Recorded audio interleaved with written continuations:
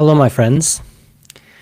This is Dolphin Casper. I'm just jumping on a little impromptu. It's Wednesday, May 20th, and yeah, things have been wild and crazy for me. I'm sharing more content. If you're sick of me, you probably want to remove me as a friend or block me or something because yeah, I've been working on something behind the scenes that's feeling inspired and is going to be coming out much more than ever before. So if you already think it's too much, you're not going to like it. But if you've liked what I've done, or if you're curious about what I'm doing, then there's going to be lots of really golden things to essentially just to frame it. I've traveled an interesting path, definitely a unique one. I don't have all the answers, but when I look around at the relational, personal development, healing space, there's a lot of beautiful stuff happening, and there's a lot of misconception. There's a lot of incomplete pictures and lenses and methodologies. And I just feel like what I've been through and what I've created isn't captured anywhere. And so, in a way, I don't really want to do it. Like a lot of the aspects of bringing this work into the world is not my favorite stuff. Like being with people, supporting people, being in spaces with people, that is an absolute love of mine, and it's like breathing for me. But a lot of the behind the scenes stuff is not awesome in my system. But I was listening to someone named Bernardo Kastrup, who's a philosopher, and he speaks about the diamond, which is sort of like the underlying itself, and that when we surrender to our reason for being, that there's a diamond waiting for us. That's sort of my personal contribution to the unfolding and evolution of life on Earth.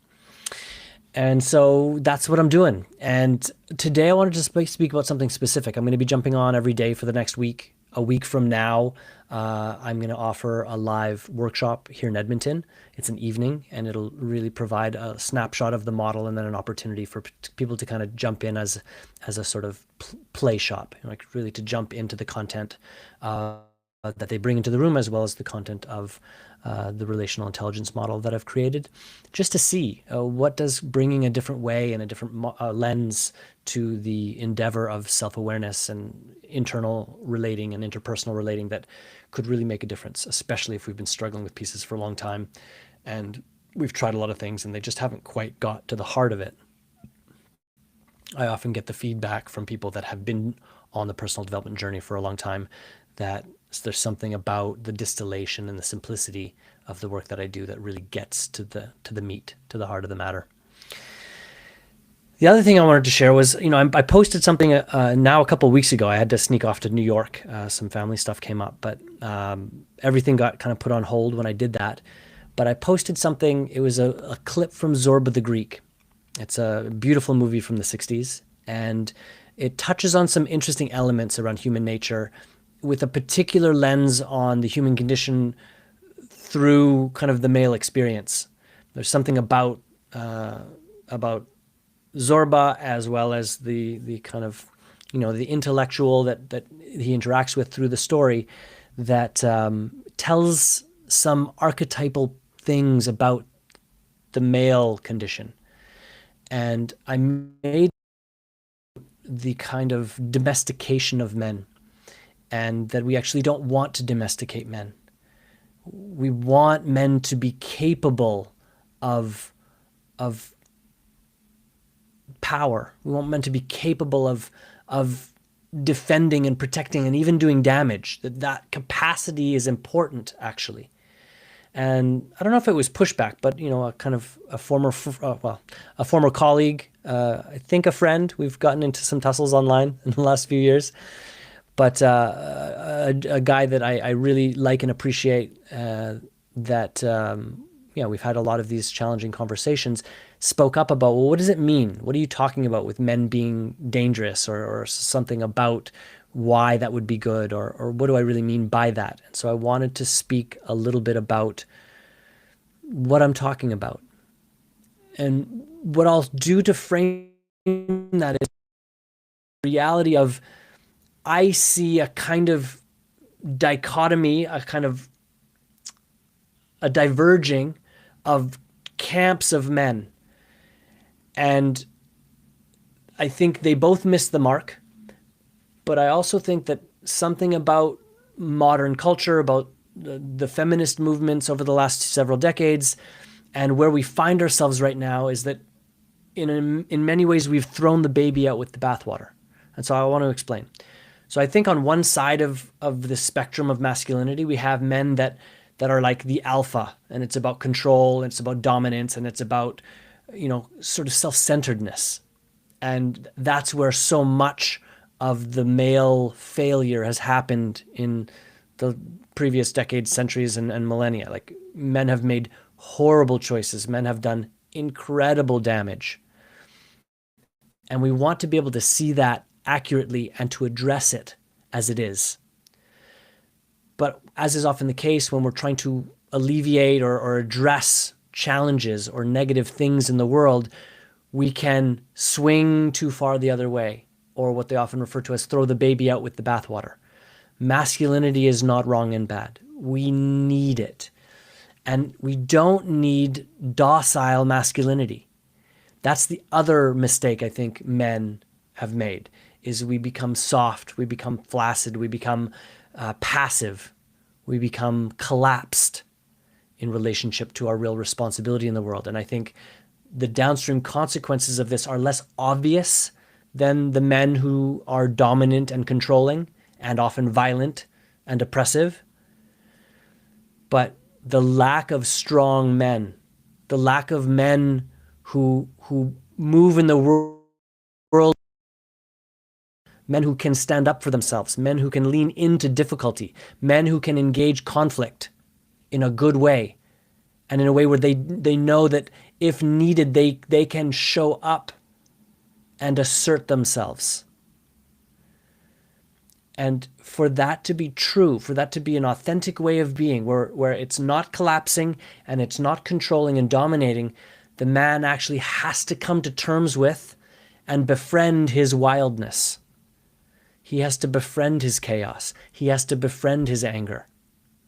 This is actually required for a man to be dangerous in an integrated way, to be dangerous in a responsible, grounded, healthy way.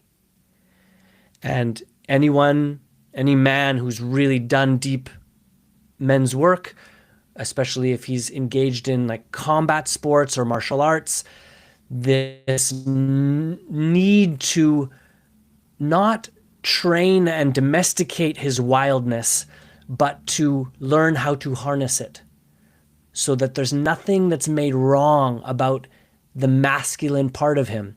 And I think this is another mistake we've made in modern human culture, is we've vilified the masculine, and we've failed to properly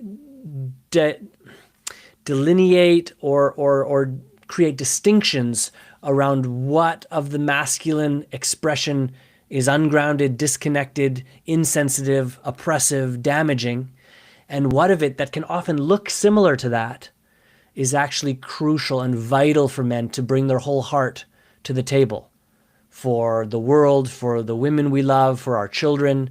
The lack of male parenting, I think, is a real problem. And I believe that even many of the best educated and most kind of confident and well-recognized experts around parenting and around like masculinity, I think are still kind of locked to a framing of what men should be that doesn't include the fullness of masculinity.